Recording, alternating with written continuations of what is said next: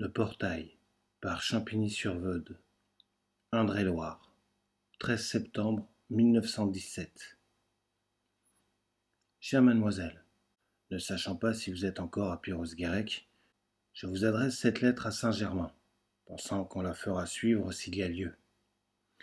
Tout d'abord, merci pour l'envoi du bulletin municipal du collège. Je n'en ai pas reçu le moindre exemplaire. Peut-être en aurai-je tout de même quelques-uns à la rentrée. Mais ce n'est pas bien sûr, et en tout cas, je trouve qu'on aurait bien pu m'en faire parvenir. Germain m'a écrit ces jours-ci pour m'annoncer son retour à Paris et me donner sa nouvelle adresse. Nous rentrerons nous-mêmes dans une quinzaine. Nous partirons d'ici mardi prochain, et nous nous arrêterons encore quelques jours à Blois, où nous avons toujours beaucoup à faire. Pendant ces derniers temps, nous avons été en déplacement presque continuel. C'est pour cela qu'il ne m'a pas été possible de vous répondre plus promptement. Je suis heureux que vous ayez trouvé suffisamment clair ce que je vous ai dit au sujet de l'être. D'ailleurs, je suis tout à fait persuadé que nous devons être d'accord au fond, pour tout ce qui se rapporte à l'être. Reste ce qui est au-delà de l'être, qu'on l'appelle comme on voudra. Là-dessus, il n'y a pas désaccord non plus, mais bien en réalité absence de toute doctrine du côté occidental.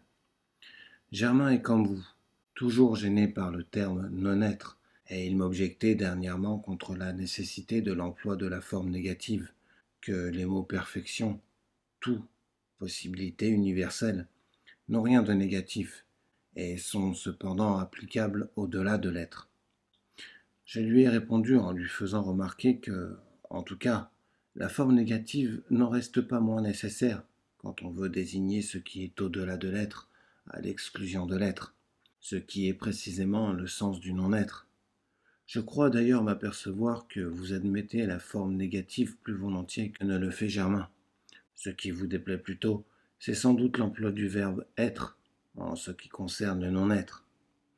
Mais il me semble pourtant qu'il suffit d'avoir compris que ce n'est là qu'un défaut d'expression, qui tient simplement à la constitution du langage, et que celle-ci rend inévitable. Il faut s'en prendre à la grammaire et peut-être à la logique, mais non à la métaphysique, qui en soi est et demeure essentiellement indépendante de toute expression. Enfin, nous pourrons reparler de tout cela dans quelque temps, ainsi que du principe d'identité et de la soi-disant preuve ontologique, qui n'en est qu'une application mal comprise. Peut-être avez-vous raison de faire remonter cette incompréhension plus loin que Descartes. Je ne serais pas fâché d'avoir quelques précisions sur la façon dont la chose a été présentée par saint Anselme. Pour ce qui est des rapports de la métaphysique et de la logique, on est bien forcé de dépasser la logique en métaphysique en raison même de l'universalité de celle-ci, qui ne saurait être conditionnée par rien de relatif. Et la logique est bien quelque chose de relatif, car si elle envisage certains principes d'ordre universel, ce n'est pas en eux-mêmes qu'elle les envisage, mais seulement dans leur application aux conditions spéciales de l'entendement humain, conditions qui, bien entendu, sont de l'ordre individuel. En somme, les rapports de la métaphysique et de la logique correspondent à ceux de l'intellect et de la raison, c'est-à-dire au fond de l'universel et de l'individuel. Je passe à un autre point qui, pour moi, est particulièrement important. C'est la façon dont il faut comprendre la possibilité d'un accord entre les différentes traditions. Cet accord ne doit aucunement entraîner une substitution d'une tradition à une autre, ni même une fusion qui, à l'extérieur tout au moins, ne serait ni possible ni souhaitable. Il ne pourrait s'agir d'une fusion que conçue d'une toute autre façon, comme s'opérant de l'intérieur et par en haut. Mais c'est là une question d'un autre ordre, sur laquelle il est assez difficile de s'expliquer clairement, et que nous sommes d'ailleurs bien loin de pouvoir envisager actuellement d'une façon utile. En tout cas, je ne pense pas qu'il soit nécessaire, d'une façon générale, de parler sanskrit ou chinois, ce qui serait non pas révolutionnaire, comme vous le dites, mais plutôt réactionnaire, mais ce qui ne serait peut-être pas le meilleur moyen de se faire comprendre. Pourtant, Germain m'a engagé assez souvent à conserver purement et simplement les termes sanscrits en les expliquant. Il est vrai qu'il est bien difficile et souvent même impossible de leur trouver véritablement des équivalents, Mais je pense qu'il faut avant tout simplifier la terminologie le plus possible. Pour moi, un des défauts de la scolastique est sa terminologie trop compliquée, surtout quand cette complication ne produit pas une précision suffisante, et cela arrive dans bien des cas, comme le prouvent trop de discussions qui sont loin d'éclaircir les questions autant qu'il le faudrait. Et on les éclaircirait sans peine si on consentait à se tenir toujours dans le domaine purement métaphysique, au lieu d'introduire une foule de considérations étrangères qu'on pourrait d'ailleurs retrouver quand on en viendrait aux applications théologiques, cosmologiques ou autres. Comme ce qui importe surtout en ce qui concerne les doctrines orientales, c'est d'en faire comprendre l'esprit. Il s'agit plutôt de les adapter que de les transcrire, attendu que cette transcription risquerait d'être un peu intelligible. Il y a un grand intérêt, d'autre part, à marquer la concordance entre les différentes doctrines traditionnelles toutes les fois que l'occasion s'en présente. Mais en faisant cela, il ne faut jamais oublier qu'il n'y a en Occident, présentement tout en moins, aucune tradition qui ait un caractère purement métaphysique, ni d'ailleurs qui soit métaphysiquement complète. Le premier de ces deux défauts paraît surtout imputable à l'héritage de la mentalité judaïque, le second à celui de la mentalité grecque. Si je dis présentement, c'est que nous pourrions peut-être envisager les choses autrement s'il nous était possible de mieux connaître tout ce qui a existé au Moyen Âge et dont malheureusement la prétendue Renaissance n'a rien laissé subsister. Je ne doute pas qu'il n'y ait eu alors un enseignement traditionnel beaucoup moins extérieur que ce que contiennent tous les écrits qui nous sont parvenus. Je reviens à la suite de vos objections, et d'abord à ce qui concerne la nécessité de la manifestation. Il est bien entendu que la manifestation en tant que telle est transitoire, mais elle n'en est pas moins appliquée en mode permanent par les possibles qui la comportent, puisque ces possibles sont eux-mêmes absolument permanents.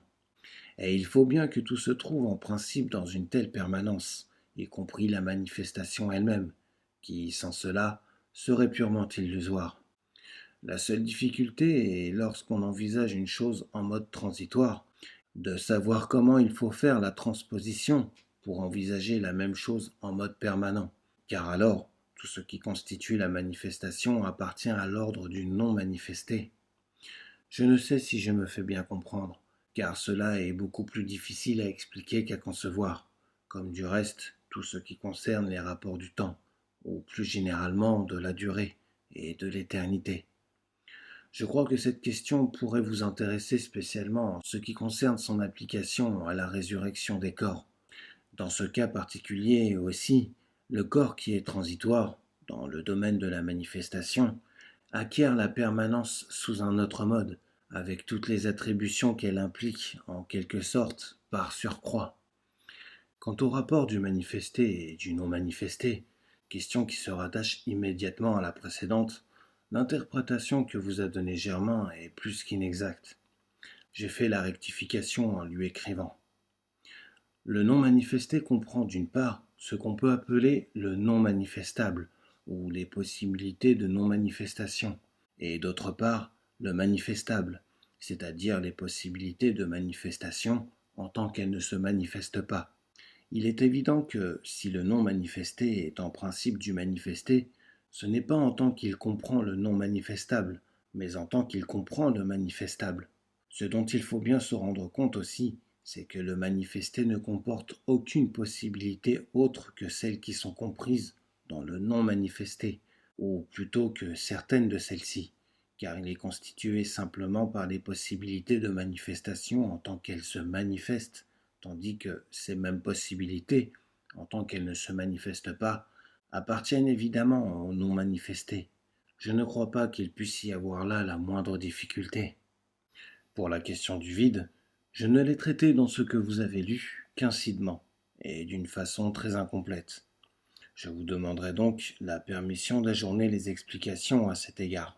Seulement, même si ce n'était qu'un ens rationis, être de raison, il n'en serait pas moins vrai qu'il y a là l'expression d'une possibilité, car tout ce que nous concevons vraiment est évidemment possible. Je dis tout ce que nous concevons vraiment, car naturellement, il n'en serait pas de même d'une pseudo-conception qui impliquerait une contradiction. Dans ce dernier cas, on ne serait en présence que d'une absurdité, c'est-à-dire d'une impossibilité. Or, ce cas est précisément celui du vide spatial, ce qui est la façon dont les physiciens l'envisagent. Ce n'est donc pas du tout de cela qu'il s'agit. D'autre part, je n'appellerai pas abstraction un ens rationis, car je réserve strictement l'emploi de ce terme à la considération d'une qualité séparément de son sujet. Mais dans l'ordre des possibilités de non-manifestation, il ne peut être question ni d'abstraction, ni d'entes rationis. Il est nécessaire d'écarter au moins toute confusion sur ce point. Autre chose, on ne peut pas parler rigoureusement de l'essence d'un possible comme tel, car les possibles sont au-delà de la distinction de l'essence et de la substance, cette distinction n'étant valable qu'à l'intérieur de l'être, tandis que tout possible en soi est au-delà de l'être. Si on parle de ce qui appartient essentiellement à tel possible, ce n'est donc que d'une façon toute symbolique, comme lorsqu'on attribue une existence au possible. À propos de cette dernière façon de parler, au lieu de la faire disparaître, j'ai ajouté une note à mon manuscrit, et vos objections m'ont amené à faire la même chose en plusieurs autres endroits. D'autre part, je suis arrivé à exprimer plus nettement que je ne l'avais fait le sens et la portée métaphysique de l'identité du possible et du réel. Je vous communiquerai cela. Pour l'emploi du mot virtuellement, vous devez bien penser que je ne le prends pas dans le sens de Leibniz, mais je ne l'entends pas non plus dans les autres acceptions que vous indiquez. Pour moi, virtuellement s'oppose surtout à effectivement, et son emploi se réfère au point de vue de la réalisation, de sorte qu'il est difficile de le justifier complètement quand on s'en tient à la seule théorie. J'ai rédigé à ce sujet il y a quelque temps une note explicative que j'ai d'ailleurs fait lire à Germain. Je vous la montrerai aussi, mais rappelez-le-moi, car je pourrais bien oublier. Le principe d'unité d'un être dans tous ses états est bien comme vous le pensez, la personnalité, laquelle appartient au non manifesté, mais à sa réflexion à travers tous les états, de telle sorte que cette réflexion qui constitue, dans chaque état, le principe immédiat d'unité de l'être. Quand on passe au non manifesté, il est bien certain qu'on ne peut plus parler proprement d'unité, non plus que d'être. C'est donc symboliquement, ici encore, et pour pouvoir s'exprimer, qu'on continue à parler d'un être. Cela serait sans doute plus intelligible si vous aviez lu le manuscrit qui précède celui que je vous ai prêté, et auquel je renvoie d'ailleurs assez fréquemment dans ce dernier. Mais c'est bien un être qu'il faut dire, sous la réserve précédente, et non pas l'être un. Chaque être a un état qui correspond à chacun des degrés qu'il a lieu d'envisager dans l'ordre universel, mais cela n'exclut en rien les états correspondants dans les autres êtres. Je ne vois là aucune difficulté.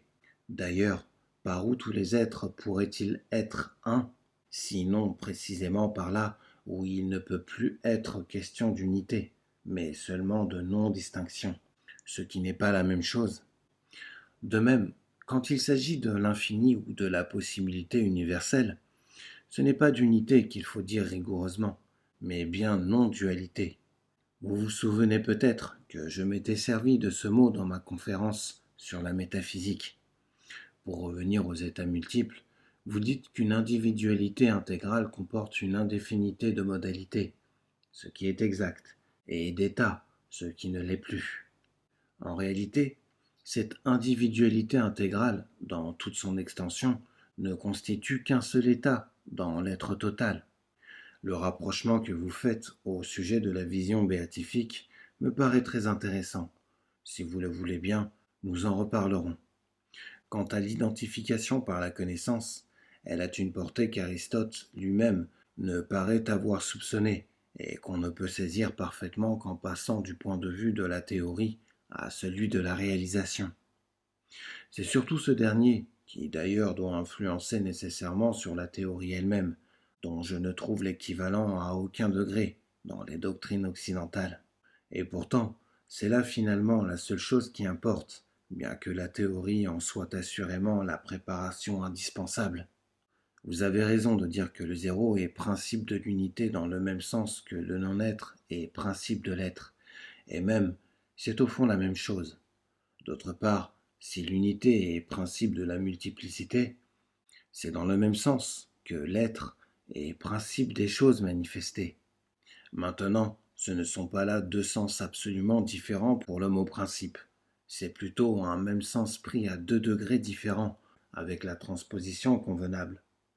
Je ne dis, je ne dis pas que l'unité est relative à la multiplicité, pas plus que l'être universel n'est relatif aux existences particulières. Seulement, dès que l'unité est opposée, la multiplicité s'y trouve impliquée d'une façon immédiate. Et d'ailleurs, s'il n'en était pas ainsi, il ne saurait y avoir aucune multiplicité. J'arrive à votre dernière question. Une comparaison ne peut vraiment s'établir entre deux êtres que sous le rapport d'un élément commun qu'ils possèdent l'un et l'autre, mais qu'ils manifestent à des degrés de développement différents. D'un autre côté, pour le cas que vous envisagez, d'un être qui aurait les mêmes éléments qu'un autre, plus une certaine différence qui le rendrait supérieur à ce dernier, ce cas n'est pas réalisable, parce que le rapport ainsi établi entre ces deux êtres serait tout simplement le rapport d'une espèce à un genre, et non pas le rapport de deux espèces du même genre. Chaque espèce doit posséder une différence, de sorte que si par rapport à une autre espèce elle a un caractère en plus, elle en a aussi forcément en moins. Et comme on ne peut pas établir d'équivalence ou de non-équivalence entre ces deux caractères différents, je ne vois pas comment serait possible une comparaison portant précisément sur les différences. Ma femme se joint à moi pour vous envoyer, chère mademoiselle, ainsi qu'à votre famille, notre très bon souvenir. René Guénon.